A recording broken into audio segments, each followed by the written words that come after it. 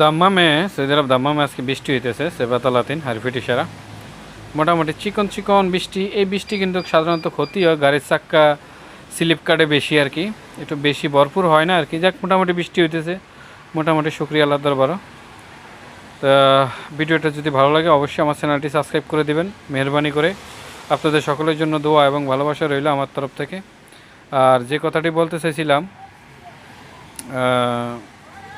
অনেক সুন্দর বৃষ্টি, অমায়িক সুন্দর। আসসালামু আলাইকুম।